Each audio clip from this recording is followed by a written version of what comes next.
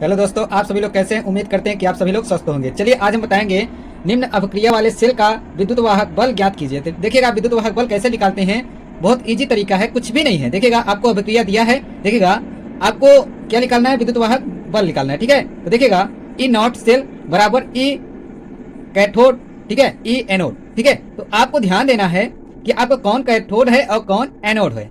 ठीक है, तो कैथोड वही होगा जिसका मान ज्यादा होगा। ठीक है, तो इसका मान ज्यादा है तो ये कैथोड है।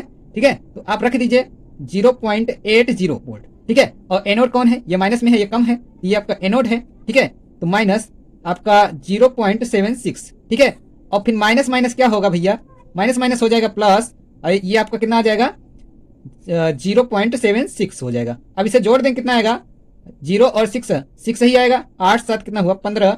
ठीक है, लेकिन आपका 2 स्थान बाद पॉइंट, तो 1.5 आपका आएगा क्या, विद्युत वाहक बल। ठीक है, ई नॉट से। ठीक है, इतना आएगा। देखिएगा क्वेश्चन नंबर 2 लेके आए हैं, निम्नलिखित सेल के EMF की गणना कीजिए। ठीक है, तो आपको देखिएगा ये सारा अभिक्रिया दिया रखा है। ठीक है, आपको निकालना क्या है, ई नॉट सेल बराबर ई कैथोड निकालना है। ठीक है, कैथोड माइनस ई एनोड। ठीक है, तो देखिएगा ये सूत्र होता है, आपका कैथोड कितना है ये देखना है। कैथोड जिसका मान ज्यादा रहेगा वो कैथोड होगा, तो ये इसका मान पॉजिटिव है तो ये ज्यादा है, तो ये आपका एक कैथोड है। ठीक है, माइनस इसका मान कम है। ठीक है, तो ये आपका क्या होगा, एनोड होगा, ये आपका माइनस 0.76।